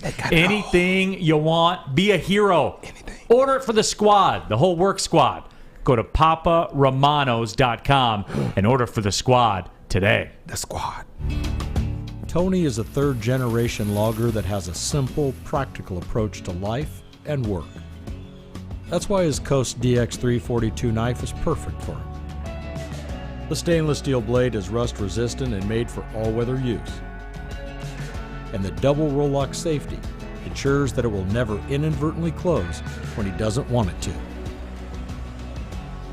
That's why Coast is trusted tough. About that was pretty good. That was pretty good. I got it back on the rails. You did. Art was on the side laughing in there. I don't laugh. I'm very focused. I never laugh Big on D this show. Energy, Woodward Sports Network. My name is Neal Ruhl. This guy's pleased to meet you. He is Joique Bell, DMac, Darren McCarty in the house as well. DMac, I know you were down at LCA yesterday. Mo Sider getting his first goal. Not to be confused with Mo Bamba, but Mo Sider coming through. Yeah, no, and great game last night. Anybody that was down there, exciting. I think that obviously, being 3-2 and places Chicago, but that was a pretty good Chicago roster. Most, I would say, 90% of their starters and stuff like that. And the Wings put out a good roster too. They got behind 3-0, but they persevered. What you see here is the power play. So the Wings scored 4 power play goals. This was one of them, Mo Sider's first in exhibition. The big thing, right, to score 4 power play goals, and I know we struggled last year, but Alex Tanguay, my former teammate in Calgary, offensive genius, remember him from his Colorado days. But you can really see on the power play that they're establishing a presence, and they come up with structure, and it looks like they know what they want to do. Now, scoring 1 power play goal in a game is great, and knowing how we struggled last year, but with Mo Sider being a big right-handed shot, that adds to Hronek on the point, and also to Lucas Raymond, who scored another beautiful top-shelf goal last night. So unfortunately, the Wings lost. I think that right now it's the toughest part. You see the goalies getting better, getting some ice. So I expect Nedeljkovic and Grice to be better for these last remaining exhibition games. But this team is exciting to watch up and down the roster. Shout out to my boy Bobby Ryan, who I think should solidify his spot to make this team not only leadership-wise, but he scored another goal, but just the presence, and I have a soft spot for him because of his struggles and because of his perseverance. So I like, even though they lost exhibition, I like what I'm seeing, and you should too. So these young kids are for real. That is Darren McCarty's eyeball test. Okay, but I do have to ask you, maybe this can be a running bit with the show. We need the Neal Ruhl, Philippe Zadina update. Where are we sitting Well, at? here's the thing, and if you notice this in coming off the game, but Philippe Zadina playing with Raymond and playing with Larkin, no matter who they move in and out. But Dylan Larkin is healthy. When he's skating, he affects it. So Zadina, and Zadina being a scorer is streaky, right? But the fact is you want him to keep getting his shots. He's effective. And the one thing is his motor's always going. I think that sometimes goal scorers get the knock that they're lazy. He's not lazy, so we get some bounces, and it's all these guys working together. It's like an army of ants right? You know, where they have to build all this together. One person, like they're not as talented and don't have the superstars like we did back in the day, like the Fedorovs and Eisman that could take over games, or Datsyuks and Zetterbergs, but they have a team effort, and it's led by 71. But all these young kids, it's exciting. So, I mean, in the chat area, Tammy, you're in there and everything else. I think we're exciting, and not only to be back, have people in the stadium, but also too, what is being put on the ice. So is his spot on the first power play line still secure? I know that was the plan, to have him and Larkin up there, because I think that's big.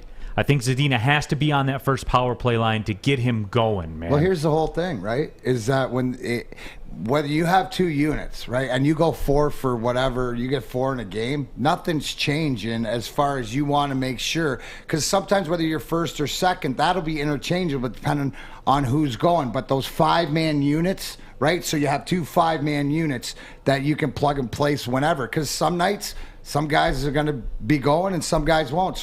So 1 and 2 should be interchangeable. But yes, he's going to get a lot of opportunity to score, and he's streaky enough that hopefully, with the help of his friends, that you'll be happy. Man, we'll all be happy. I was just so hopeful when I heard if I the say talk. engaged last night. So don't worry about the score sheet. Don't worry about that, because it's bigger. It's bigger than that, because his goals will come, because he's a natural goal scorer. It's getting the rest of the game, and I'm seeing more of a whole game. So that's what you're gonna. All right, DMac, I'll ride with you. You're you have the no go-to. choice. That's your guy. Yeah, I know. That's what I'm saying. But see, like, when you tell me don't worry about the goals, that's all I'm worried about, man, because that's the deal what with is him. this, the 4th or 5th exhibition game? Absolutely. Why don't absolutely. you wait 10 games into the season and see where fair. it is? And I'll give you that. That's fair. Is it? That's fair. So I'm not making you wait 34. No. I think that's a fair compromise. I want it. You know what? Here it is. Art. On Halloween, I want a Neal Ruhl Zadina feels in his vibes for a Halloween, meter. Right? Because that'll give some games in. So I know we start, but we give a few weeks in, and it might not be 10, it might be like 7. I'll get the feels. We'll do the monthly feels. Fair. Right? Fair. All right. That's fair. I did want to do the Big Ten football recap. Greg Kampee coming up on the show about 10 minutes from now. Talk Golden Grizzlies basketball. They're playing Michigan State at Little Caesars Arena. Michigan Sports Hall of Fame guys. Yeah. Just there'll be a couple of Michigan Sports Hall of Fame guys. Having that conversation. Joique, not me though. I won't be a part of that. But the Joique, the college football reset. Certainly we know what Michigan did. Certainly we know what Michigan State did. Maryland was everybody's trendy little pick for Big Ten success, and Iowa slapped them around. They got a dose of reality, didn't they, Maryland? That was tough. You were up there. You were big on them. Yeah, I was. A lot of people were. I was big on them for the standpoint because I worked there. Right. I interned there rather, and I kind of know the organization. I know the institution. I know what they're bringing. I know what they're trying to instill in these kids there. So that's why I was going for them. I don't know aside from what I see in Iowa, but I did have Maryland. Heartbreaking. It was heartbreaking. And you had Iowa for that game. So you well, see, Joique, and here's the thing, and this even goes the Michigan thing plays into this for me as well. It's one thing to be talked about, to be the sexy pick like Maryland was. It's another thing for Maryland to actually get over that hump. And that's my thing about Michigan. We have fun and everything like that. And I got you the eggs today. And Chuck Brewer and I, we go back and forth. And, Western Michigan fans, other people in there say, Neal's drinking his Michigan haterade. It's one thing to approach it, because we see teams approach it regularly, to get over that hump, to have that moment, to get a top 5 win. Like that, those are the things, Joique, that signify either I'm back or I'm on the scene. And as you talked even at Wayne State. I mean, I'm talking at any level of sports. Even at Wayne State, you talked about the Grand Valley thing and all that. That was a moment to you guys. It was. That was a level that you guys had to get to. And all programs have it in every sport everywhere. DMac with the Avalanche, every sport everywhere, you have those measuring sticks, and until you overcome that's where I am with the Michigan thing. I'm not going to believe it till I see it, and I won't pick it till I see it, and that's what Maryland ran into with Iowa, I thought. My question for you, what does Michigan have to do to get you across the hump. They have to win. They got to get to Indianapolis first, because we're talking like 2 decades. They've never been there. All right, like, and this isn't hate, guys. Joique's asking me serious. I'm being. We're not joking around here. We're being serious now. So for me, you have to win a Big Ten championship. It starts there. Again, we're going on almost 2 decades, and that it starts right there. And that would entail beating Ohio State. I'd even back it up before that and say you have to beat Ohio State like once, and then go from there to get into the college football playoff, to be a threat to win a national title, to be expected to win national titles, to be in that discussion when they say Alabama, and not so much this year, but Alabama, Clemson, Georgia, Michigan. And that's because that's what I was, again, I keep going back to it, guys. That's what I was told, and I haven't seen it. And I haven't seen it in a very, very long time. Again, going on 2 decades, Joique. That's what I need. That's what you need. Give it time. Give it time. They've given it 7 years. Give it patience. Yeah. Hold on. And we're undefeated right now. We're doing the things we have to do. So give it time. Right. And the schedule, but again, you give me this. The schedule's been kind. Yeah, They've won the games. Yeah, they have. They've won the games. They could have lost those games. They didn't. They didn't. They won those games. And I said this earlier. I give them credit for scheduling Washington, because when this schedule was made, Washington was going to the college football playoff and stuff like that. Oh. It's not Michigan's fault that Washington can't beat an FCS team. That's not Michigan's fault. They schedule the game. That's where I'm at with it. You need to be a factor, man. It's just that, plain and simple. Am I being unreasonable? No, you're not being unreasonable. You know what? And I have to give it. Our schedule has been kind, but like you said, we won those games, and we've, it's been documented that when we go into these games on the road, we don't win. But we're changing that narrative right now. Right, once, regardless. And still, like, through it all, was it a nice win? Yeah, but it's all win over the course of the last 7 years, 10 years. Whatever start it somewhere. is. No, you do. They got to start somewhere. You do, and they will be an underdog when they go into Penn State. I'm guessing. Probably so. Yeah, I'm guessing. Depending on what Penn State does with the Iowa game and everything like that. But those, and also you got to beat Michigan State, and I know they have somewhat. But Michigan State has owned that over the last decade, man. Neal, I just want to know, why you're getting advice on what you should do from a man who's wearing jeans on top of his head. He's gonna be pro Michigan until the day he dies. You're not gonna be able to get any sense. Hold on. That's so hilarious. Jeans on my head. That's funny for a guy who has to get a tattoo from a 10 to 7 limo. Okay, well, you're not wrong there. You're not wrong there. But still. All right. Thanks for your contributions, Art. Yeah, no problem. I'm sick of hearing it. You guys going back and forth. We gotta wait and see. Shut up. You shut up. I'll put the camera on Neal right now. Neal, go. Nick says, I honestly can't disagree with Neal. Chuck says, I agree with that. My expectations for Michigan is the same as Bo. Every 4-year player has a league championship on their resume. Well, Chuck, I would go back, and here's where we'll be different. I think Bo Schembechler is one of the most overrated coaches in the history of sport.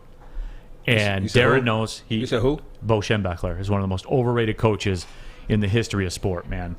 2-8 in the Rose Bowl, no national titles, while the rival coach won 5. Again, that's not what I think. That's what I know. He was awful in bowls back when bowls meant something. You got to show him how to do to erase any bias that you have, because you put how we did it is put the records down of different and put the names and don't show the names and say, does this guy, where does it guy deserve to be a great coach or whatever, with the facts. Look at the facts and then look at the name, and it will give you more to your point. It's not what we think, it's what we know. But it's hard sometimes to take the bias out because how you're programmed, and a lot of that Michigan way. So it's easier to come in from a different way when you try to look at it that way. If you want to look at it factually, if you don't care, right? Then don't. But if you want to say, how can he say that? That's the way to do it. And my point of it's always been this: like the 2-8 in the Rose Bowl thing. Can you picture? Can you picture Nick Saban being 2-8 in their national title game? Well, and being held in the esteem that he is. Can you picture Nick Saban getting 10 shots at it with only winning 2? No, because he'd have been cooked long before that. Like that's what it is, and I understand the pageantry. And at that time, it was the Big Ten and it was the Big Two and the Little 10. Like things were different then. It was paid for them to do well. So I understand that. It's just again, I go by the facts with Bo, man. And he fired Ernie Harwell. He went to the Tigers and he fired Ernie Harwell. He did do that, guys.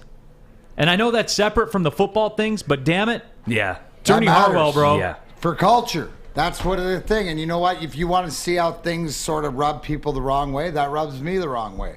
Which, to whatever it is. It's just a different level. Anyways, but if you would like to take it to a different level, whether you want to enjoy Levels in Centerline and download their app or go for free delivery, either or, whatever else, go and mention Woodward Sports. Yes, 10% off with Woodward Sports. Make sure you mention it. They have everything from T Grizzlies gas to the Darren McCarty brand Max 69, which is one of my personal favorites, to their jet fuel gelato, which I think I'll probably enjoy later on today. Anyways, you can too download the Enjoy Levels app today and start saving, or go visit them and my friends in Centerline. Tell them Big D, Energy Central, Woodward Sports Network. We'll be right back with Coach Kampee.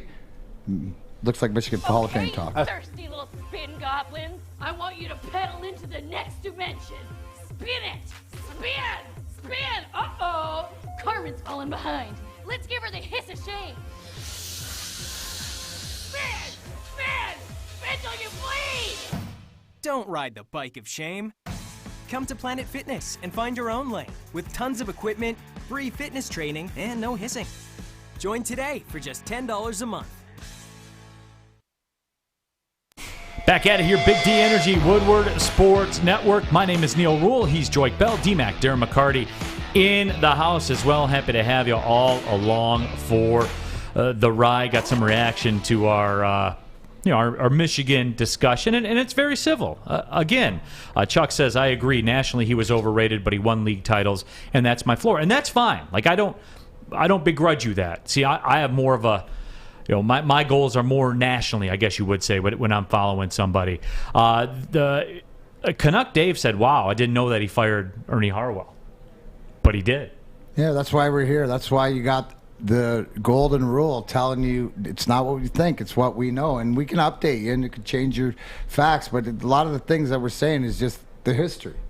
And that is the history of everything else, and it's everybody has their own opinion through their own experience and should be respected. But again, you're just nailing truths out there. Yeah, absolutely. But that is the discussion, and we're scheduled to be joined by head coach Greg Kampee coming up here in just a couple of seconds. As a matter of fact, we have him now as we welcome in. And Darren, look.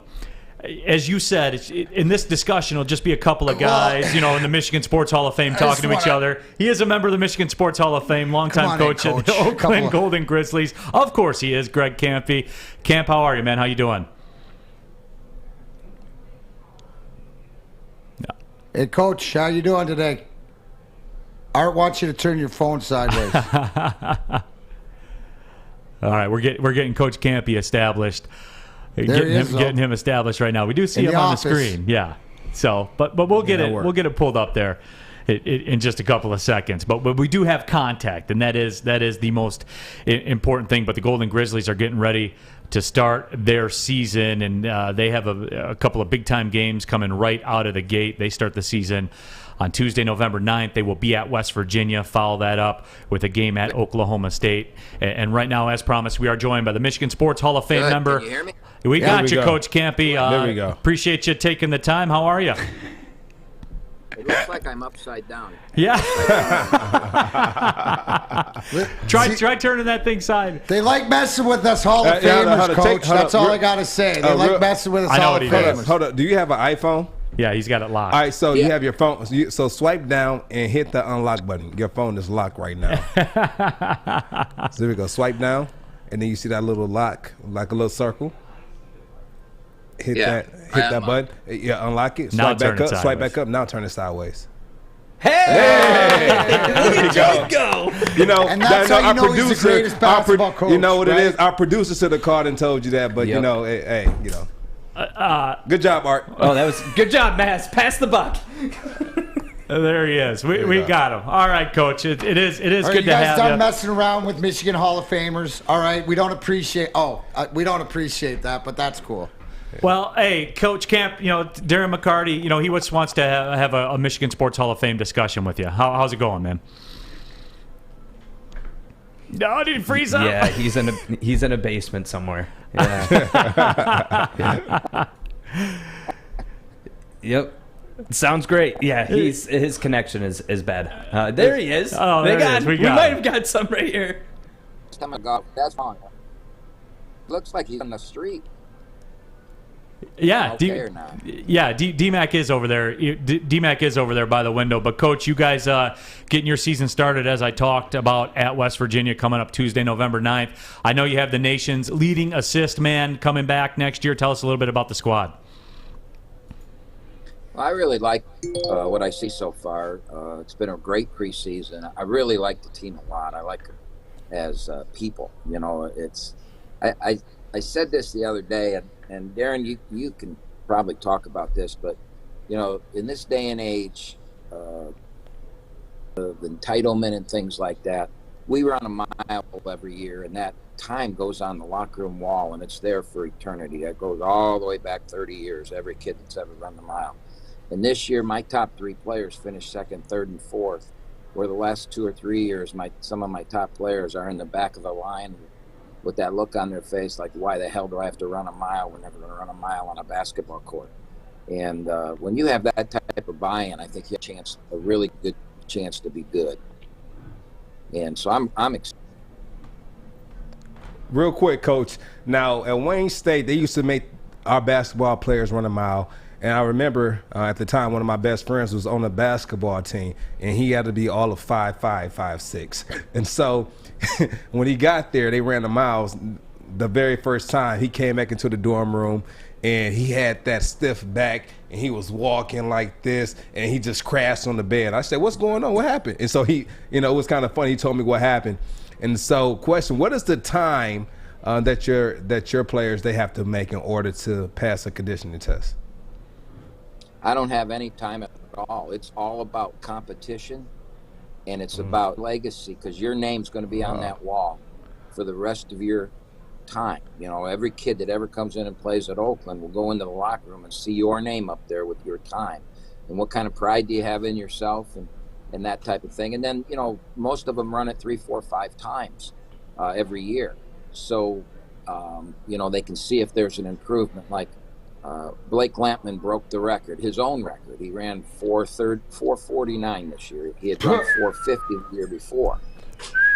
So, yeah, that's pretty damn good. But, that's pretty cooking. Doggone. That's cooking. Yeah. Coach, I got a question but talk about that, because when you create that internal competition of wanting to compete with each other and the pride, as a coach, you can immediately find traits and characteristics of players that you can't really learn, like that don't transcend from just shooting a basketball and stuff like that. Isn't that true? Like, the more of the commitment and more of the character of these guys? Yeah, I tell them, I say to them before they run it, when they ask, well, is there a time we have to beat? No. I tell them, look, I'm going to learn more about you in the next 6 minutes than anything that we'll do in the preseason, just on what your competition level is, how much pride you have in yourself, how coachable are you, and then just how they finish. I had a guy once run a mile and stop 2 or 3 feet before the finish line. And who does that? I mean, who doesn't finish the race? So there's so much that can be told about a young man or young woman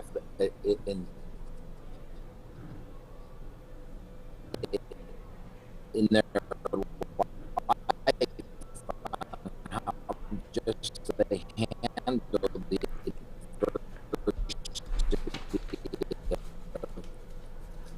being put in it. And Coach Campee breaking up on us there a little bit.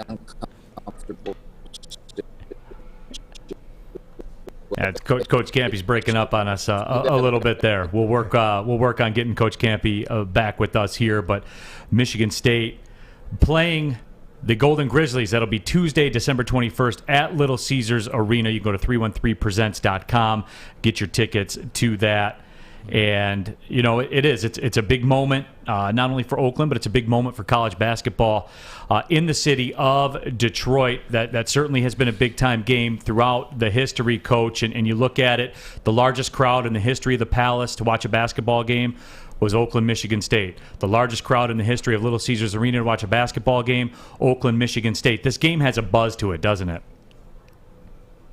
Well, I think it's great for everybody involved. It's great for Michigan State. It's great for Oakland.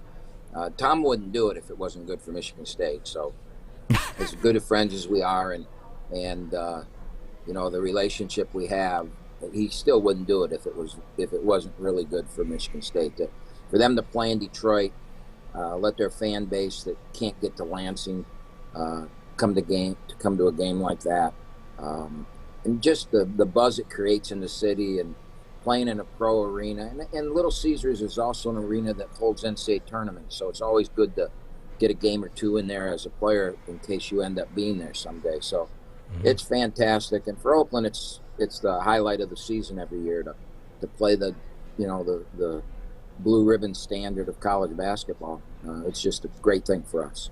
You know, and lastly, Camp, before we let you go here, you guys were, about 30 minutes away from going to the NCAA tournament last year. You look at, one of the additions that you have to the roster this year, and I certainly talked about Jalen Moore, the nation's leading assist man last year, but you look at what you guys were able to add with Jamal Cain. I mean, you guys certainly will have just as good of a shot as any other team in the Horizon League this year in your goal of getting back to the NCAA tournament, wouldn't you think? Well, I think we added a player that may be the best player in our conference, and I believe he probably will be it if he plays to that level. We'll see. And anytime you have a really good team and you add a player of that level, you have to be really excited, and I am. And you've got the level of player that Jalen is, the level of player that Jamal is. Got some great pieces, and we're not even talking about Micah Parrish, who he's a special player also. So. Yeah, we're in a situation we could have quite a year, and hopefully we'll have a hell of a lot better year than whatever this app we're on right now, because I've never seen this app before. Why didn't we just Zoom this, man? Zoom. Yeah. Don't get me started, Coach. That's just a couple of guys that care about the culture in here, and don't worry, there's just a couple things I've been bringing up. It's only been a year, but progress, not perfection. And do you go into the season, obviously, like you just mentioned, when you acquire a special player or something, do the expectations change as far as a coach? And do you put expectations on yourself by what you know, by the teams you have, because you've put different teams together? You've done this so many times. Does that change for you? Because what keeps you motivated? Well, I tell my guys all the time, I got more rings than I'm ever going to need. This isn't about me or this. It's about me helping them their dream, and this is their chance. It's not about me in any way, shape, but I'll say to you, Darren, when you guys acquired a great player, you were close to winning, and you brought in, and how that can juice up the locker room, how that can motivate people, especially if that guy is a team guy who would come in and he would just blend right into that great culture that you guys had. Well, that's what Jamal has done. Not only is he a great player, he's just an outstanding kid, and he's blended in to this idea that we were, as Neal said, we were a game away from the NCAA tournament last year, and how are we going to fix that this year? And it's exciting, right? For me, even though I've done this for so long, it's really exciting because I see a young group of guys giving everything they have to reach the ultimate goal for us. I love it. And so to me, Coach, from what you're saying, it sounds like you've acquired Brendan Shanahan back in the 96 season to add to the Wings team. So, I mean, hey, you just got Brendan Shanahan on Oakland Grizzly basketball team. I'll be there, bro. Good luck. You're going to do it well. And I think that's so important. And what we all, myself, yourself, and all the great people, trying to, with the culture and I've been around, It's about giving these kids and these guys an opportunity, guys and girls an opportunity to reach their dreams. We got the rings. We got our dreams fulfilled. Now it's watching them, and I always get motivated when you tell me that, because it gives me a sense of pride in what's coming in this next generation, and it's always, you got to give these kids a chance. So I'll be down there. I'll be watching. Good luck to you, Coach. I know these kids are in for a great year. No, seriously. Thank you. I agree. I'm really, really excited about the year, and I know a guy that can get you some good tickets if you want. So I'm just I'll let him know. Okay. Awesome.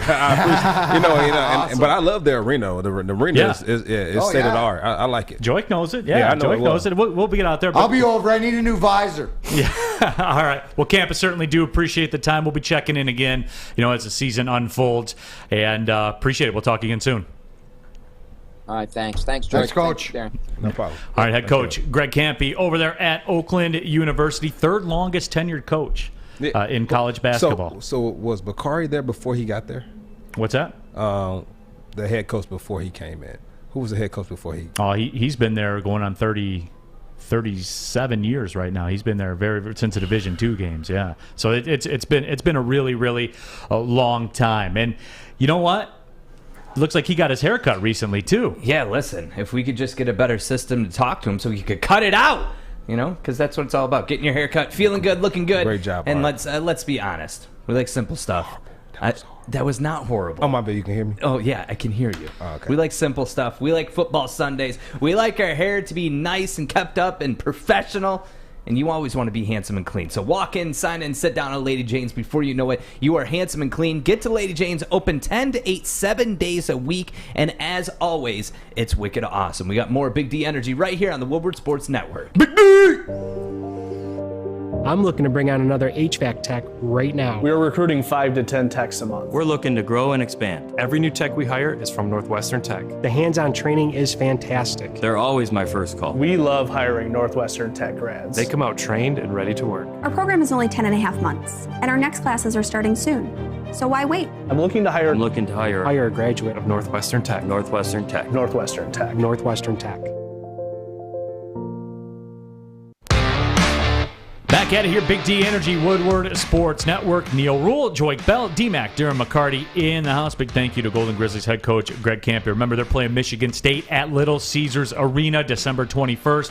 Go to 313presents.com. Tell them I sent you. I just like to say that. It doesn't matter if you say that or not, but it feels cool to say it. Tell them I sent you. Tell them I sent you. Yeah. Just say your name 3 times in the arena, like magical things happen. A magic lottery ticket comes down. Yeah, they ask you to leave. Yeah. They're like, excuse me, sir, can you come with me? And then they take you out. They take you out and they take you to the presidential suite. Yep. No, they certainly they certainly do. They certainly do not. Certainly do. I did want to talk about this, and I really am curious to get Joique's take on it, because I've heard a few players. I got a take on this. Weigh in on this. Yeah. But Vic Fangio, the head coach. How old is he again? He's been around a long time. Exactly, he's been around a long time. He's been around a long time. And there's a lot of changes. The coach of the Denver Broncos, he took exception to the Baltimore Ravens. They were in a position, I think there were 3 seconds left on the clock. And Art, I think you have some of the audio, but I'll paint the picture real quick. There's about 3 seconds left on the clock. The Ravens have a streak of 100-yard rush games going on, and they were a few yards short of it. So with 3 seconds left in a game that was decided, they decided to run a running play, got the yards, and kept the streak going. But it's not just to keep the streak going. This was to break the record. Yeah, well, to tie the record. And so that means a lot to players. Play it real quick, then I'll weigh in on it to come back. I've 37 years in pro ball. I've never seen anything like that. So, but it was to be expected, and we expected it. Why did you expect it from them? Because I just know how they operate. That's just their, mode of operation there. Player safety is secondary. Is that something anybody can really talk about, that they have 42 straight or whatever the number was, 100-yard game? We didn't talk about it during the week, but I'm sure the players were aware of it. You guys made them well aware of it. So Joique, you're the resident expert on this. Yeah. If you were on that offense, do we have Harbaugh? Yes. Can you play that, and then I'm gonna come back. Okay. Get the ball back, but I'd already decided. We decided that if we got the ball back, we were going to try to get the yards, And we got it back with 3 seconds left. So you're throwing the ball in the end zone with 10 seconds left. I don't know that there's a 16-point touchdown that's going to be possible right there. So, that didn't have anything to do with winning the game. So, like I said, what's meaningful to us might not be meaningful to them, and we're not going to concern ourselves with that. Perfect response. Perfect response. Perfect response. Listen, I was in a situation like this. We're playing Fair State my senior year, and we get to the third quarter, and by that time I had 6 touchdowns. All right, I had 6. And the Glegg rec was 7. They took me out at the end of the third quarter. I didn't play the fourth quarter.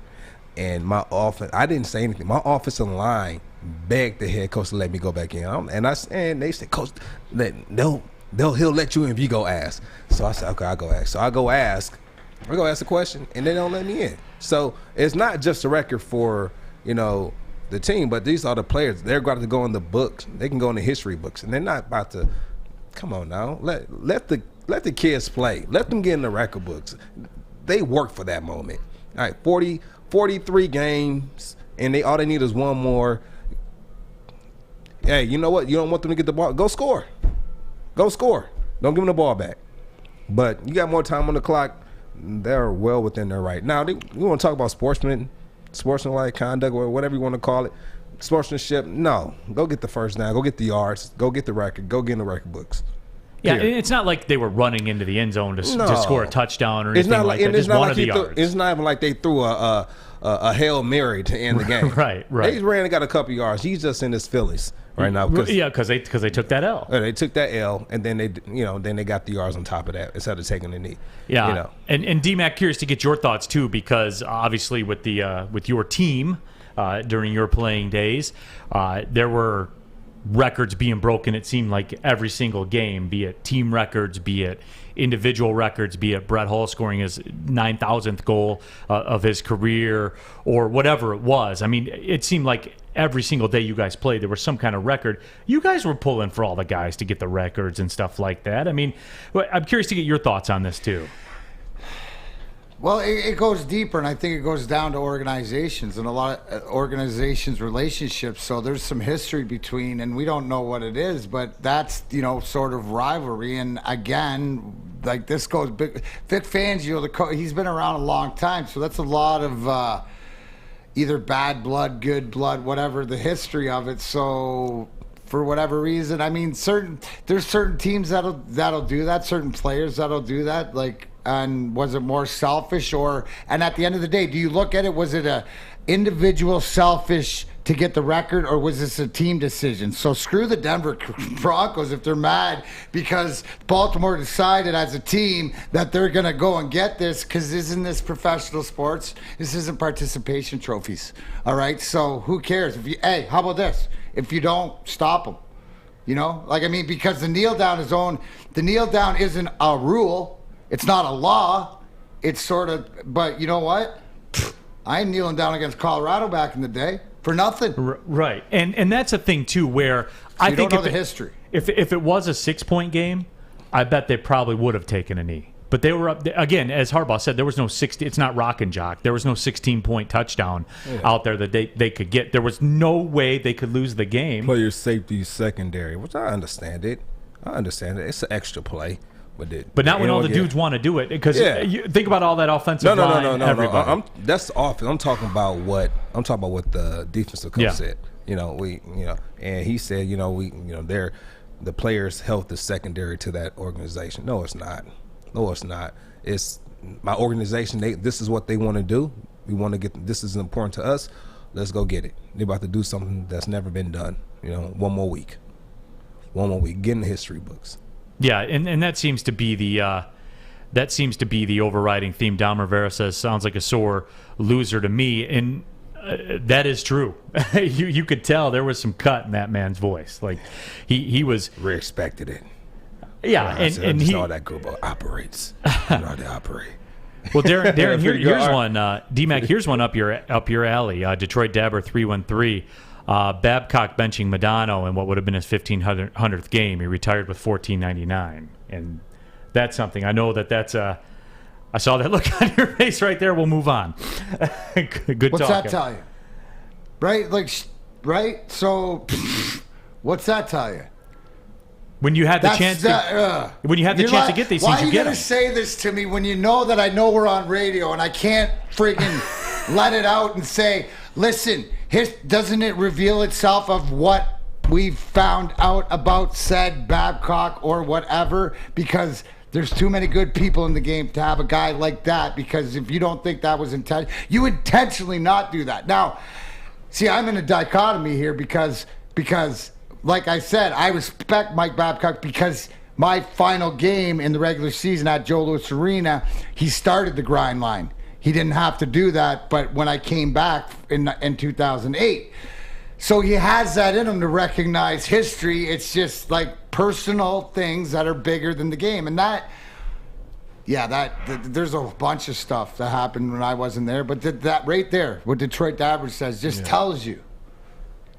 And I have no room for a person like that in anything that I do. That's it. I'm sorry. I'm sorry I brought that one up, DMac. No, but Joique, you were going to say. I know, right? Mans was heated, wasn't he? Yeah, he was heated. It was hot. So you don't like that, DMac? You're going to see that. Hey, Joique, so you're going to see that, what you saw there. And when we segue into, I'll show you what was going on Friday.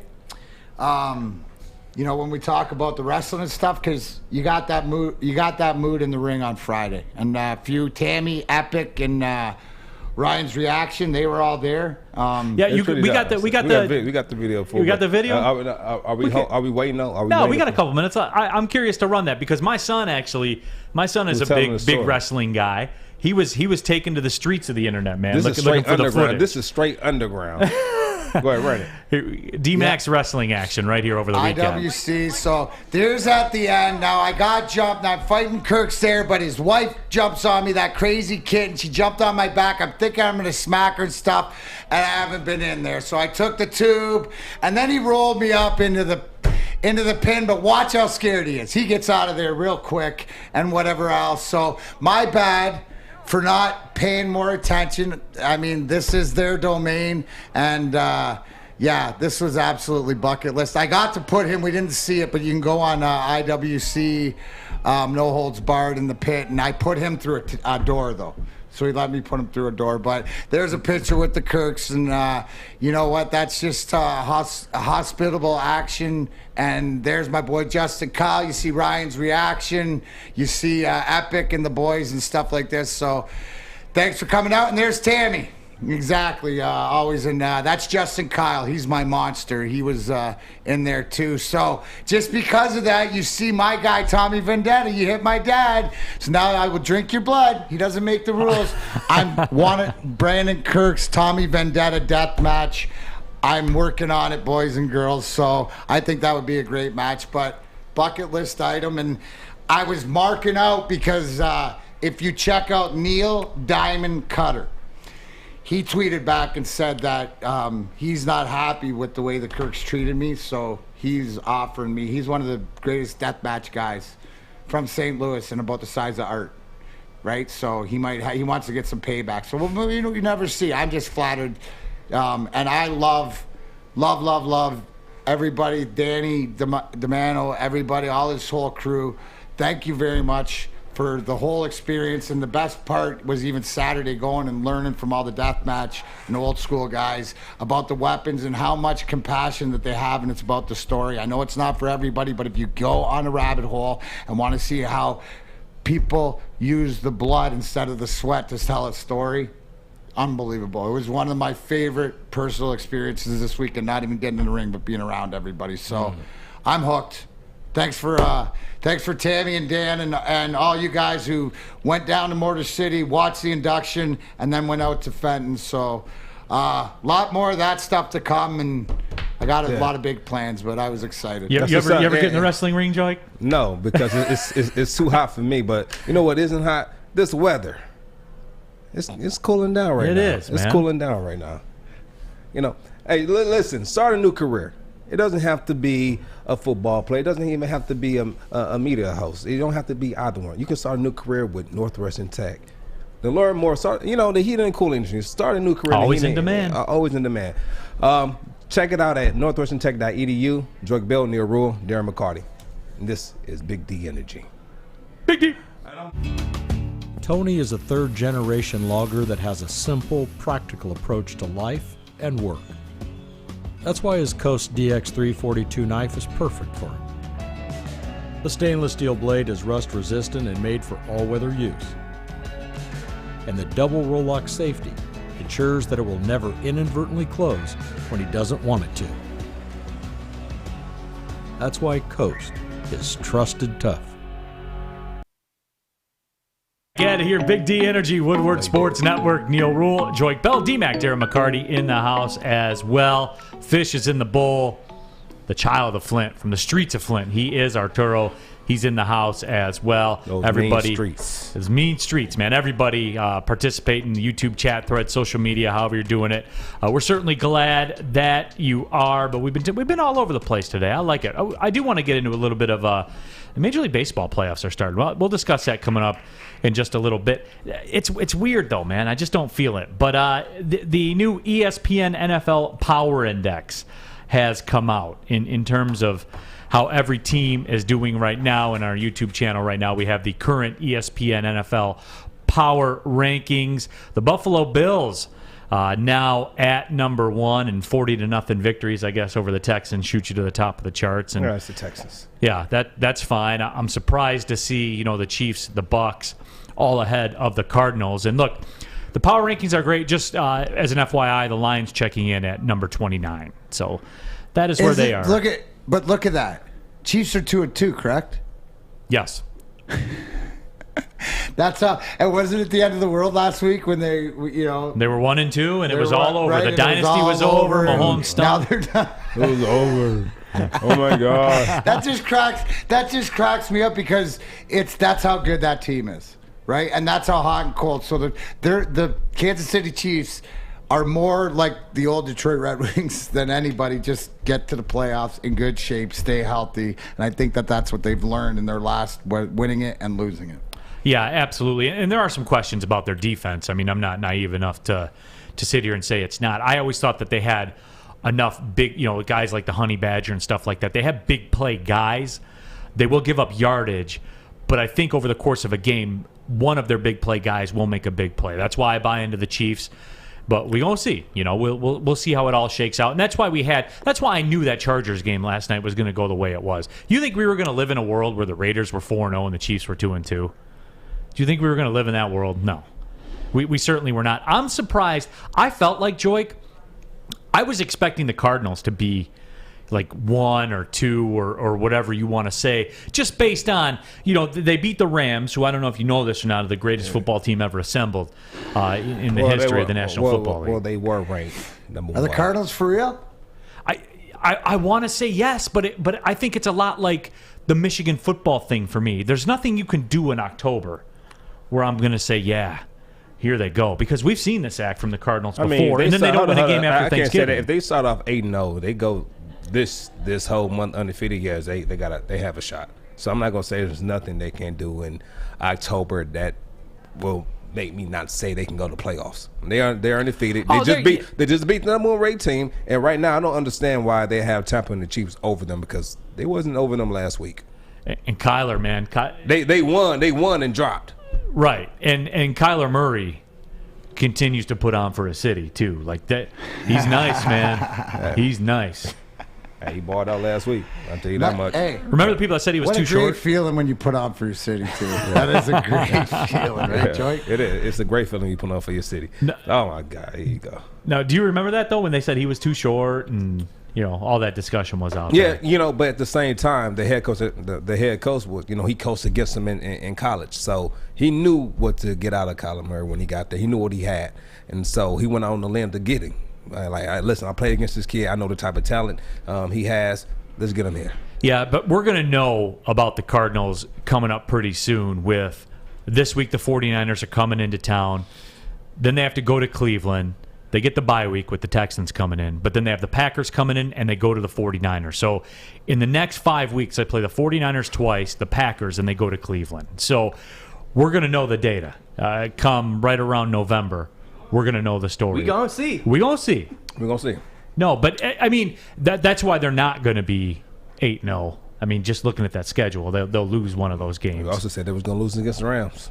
I did think they were going to lose against the Rams. Yeah, man, a very impressive win. I mean, that game was from beginning to end. Beginning to end, you know, that game was closer than the Vikings and Cardinals game when they won by 1 point. Neil, you got to start getting better on your picks because Joique makes it a point to bring it up multiple times a show when you miss. When there's so few, when there's so few that are wrong, you have no choice but to really dial in. Neil be point on. He's point on. You know, when there's so few that are wrong, you got to really hit home. But you're going to run out of money for all the eggs you got to buy Joique, you know? Well, we'll get Joique. Remember, it's a long game. Okay, the long game. We'll get Joique. Yeah, long game. No, we will. We'll get Joique. Look at that smile. It's a long game. We'll get Joique. Don't worry. Joique will be buying. Joique will be buying the eggs. Take your time. Yeah, it is. It's a long game, Joique. We'll catch up to you. There's no doubt. There's no doubt about that. But yeah, I mean, just wrapping up that discussion though, that was a huge win for the Cardinals. Do you? And DMac, I'll ask you, what does that change your view of the Rams? Because I was shocked to see them lose at home to the Cardinals. You know what, though? But in the long play of things, you want that loss earlier in the year than to face it later in the year against a team that you might have to play. So you can learn a lot of things. And I was a little bit surprised. I think that what coming out of that game is Arizona impressed me, and I got to, maybe I'm not as far to the Michigan analogy as you are, but I'm close to that. They're more legit than not. But I think it's a blessing for the Rams that they needed this earlier than later. Yeah, so, I mean, Stafford had an interception in that game. Wasn't great, wasn't terrible. It was a very Lions-esque performance there. Wasn't great, wasn't terrible. Loss wasn't, quote-unquote, on him. You can have one. Yeah, no question. Yeah. I'll He's give not you the that. reason they lost. No, I agree. All right. It's just it's funny to me because if you looked just at the numbers as far as the game goes, you would say, oh, that was just another Rams victory. You certainly wouldn't say, well, the Cardinals dominated that game, because they did. I mean, they were up 24-13 at the half, and they just choked the Rams out in the second half. So, it's just something to keep an eye on. The Cardinals, and you'll see this as the week goes on, the Cardinals will be that flavor of the month that everybody buys into, that everybody will celebrate and see, I told you about Kyler Murray for so long, and you guys wouldn't listen. That's the way it'll work, because that's the way that it always works. But, we will see how things go. You buying the Browns any more than you normally would? We talked about this a little bit yesterday with Terry. I think you're seeing them turn a corner to the corner. Just as far as going on the road and grinding out games and stuff like that. Those were games they lost before. Yeah, and you remember we talked about how they have to continue to do this year in, year out. Right. This is the second year of them kind of coming in and saying, we're here. We're here. We're not the same old Browns. We're not the same old boo-boo Browns. We're not the same. Right? We're no, because you remember they on paper they were winning it all. You remember when they were annoyed. When OBJ came there, they were. We're going all the way. And got put out. So so it's good to see them. Like you said, turning that corner, becoming what we all expected. And I think now that the media is kind of. That's kind of old news of them being that next team, that they're able to focus now on just playing football, and they don't have that big target on their back anymore. Yeah, and we're going to see the separation with the Browns too, as far as to what they are, because they're going to LA to play the Chargers this week. Then the Cardinals are coming to their place, and that's going to be and this is going to be a tough game for the Rams. They have to bounce back from this loss, so this is an important game for them. Right, and this is also an important game for Cleveland to come in and say, "Listen, no, we're not the same Browns. We're about to go on the road and beat one of the top 5 NFL teams right now." So it's gonna be a good game. What do you have? Watch your words. I can say this on Tuesday. I do reserve the right. We put this stuff in stone on Fridays. My first look at this. My first look tells me that the Chargers will win. Okay, but this isn't in stone. This isn't in stone. Okay, it's Friday. It's not Friday. Who? The Chargers or the Rams? The Chargers and the Browns. I got the Chargers winning that game, but we'll see. We'll see. You know what though? Old Uncle Neal got you right, and guys, we didn't get a chance to talk about that. No, it was never a doubt. We were up. back on form. But how sweaty was that? None whatsoever. None whatsoever? Getting 28, they lost by 7. Just a cool breeze. It was close the whole way. You were never a threat to lose. Times, and it was never out of hand. Was it ever over 10 points? Might have got to 14 once. Might have once, right? But no. I'm sorry. I can't. Ladies and gentlemen, give it up for the Golden Rule. We're back, Neal baby. Ruhl, get you right. 3-2. We are back, baby. 3-2 on the late night. What time did the head hit the pillow on Saturday night? After well, ironically enough, when it was 28-21 in the fourth quarter, I said, "Book it." See, I am more. It's not a Costanza. It's not a Mazaway Costanza when Neal does it. It's just the Golden Rule. You can go to bed when Neal Ruhl goes to bed. When Tom Mazaway makes a call, you better be afraid. You can catch him on the bottom line 2-4 here with Braden Edwards and Ryan Armani, by the way. But that was absolutely the way I did it. I did the deep breath through the nose. I'm going to bed. This one's right. They got to take your home. They got to guard their home. Ain't that right, Art? I got to protect my good record on the Get Right special. Listen, if you're talking about protection and being a true guardian, you check out Guardian Alarm. That's what you got to do because they just get it. A good defense on and off the field is so important, and that's where Guardian Alarm comes in to help save the day. State-of-the-art technology, whether you're trying to lock or unlock your doors or maybe check the temperature, control the lights, they do it all, and you can do it right from the app, right from your phone. It's awesome. It'll even let you lock and unlock your doors, like I said. So you're going to want to call the number that is 800 Stay Out. Stay out. That is 800 Stay out. Thank you. Thank you. Guardian Alarm has been a trusted brand for over 90 years of keeping families safe. That number one more time, 1-800. Stay out. Okay, you thirsty little spin goblins. I want you to pedal into the next dimension. Spin it. Spin. Uh-oh. Carmen's falling behind. Let's give her the hiss of shame. Spin till you bleed. Don't ride the bike of shame. Come to Planet Fitness and find your own lane with tons of equipment, free fitness training, and no hissing. Join today for just $10 a month. What is going on? Welcome back to Big D Energy Woodward Sports Network. Joique Bell, Darren McCarty. My name's Neal Ruhl. Happy you are with us. Final segment of the show. Dom Rivera says, Joique, second-guessing your pick of the Lions beating the Browns, huh? No, I'm not. I didn't second-guess. Put some eggs on that one? Yeah, we put eggs on that. All right, there you go. I got the Browns, you got the Lions. It's crazy because I feel more confident when we play better teams. Given the data, you're probably right. Yeah. And so, depends. We got a few more weeks before that game, so we'll see. We got it on there, though. We got it on the books. Yeah, we got it on the books. I'm more of a chicken Caesar wrap guy than eggs, so I'll do it. Is that cool? No, we put eggs on there already. All right, 4 eggs with cheese. All right. With cheese. Joique's a businessman. He ain't buckling from that bet. Hey, you know what? That's fine. I'll have breakfast for lunch. I am convinced I eat the earliest lunch out of anybody in America. Yeah. I eat lunch before I come in here. Okay. At 10 a.m. Yeah. You said what? I eat lunch at 10 a.m. I go to Planet Fitness with the Spin Goblins. You did your 4 miles. I did my 4-mile run today. I got that in. You go to Planet Fitness where you can't lift heavy weights because they'll kick you out. I haven't tried, so I don't know. But you can't. Just make sure you don't grunt. When you're, sir, please. But I get my work in, and then I eat lunch at 10 a.m. and then we do the show. That's how I roll every single day. Yeah. And then I'll go pick my son up from school, and I go home and make dinner for. Man, that sounds like an amazing life. It is. It is a good life, Joique. No, amazing. I'll settle for good, Joique. No, it's amazing. Wake up that early, go work out. You take them to school.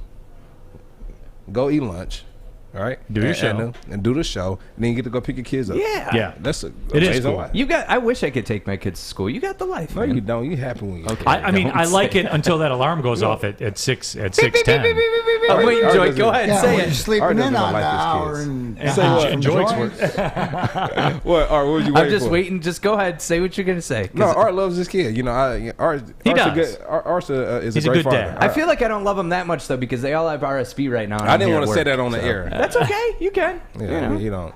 I got to work, though. I got to make money. His kid ate a quarter. He said, "Yes, I got some time off." Yes, and I ran. said, yes, my kids are working for me. You know? Yeah. He said, I can go home. He ate a quarter. Good. I can stay home for 3 days. No, it wasn't 3 days. Get out of here.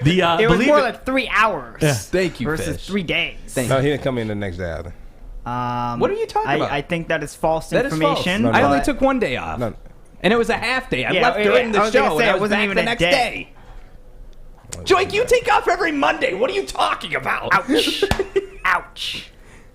What's ouch about that?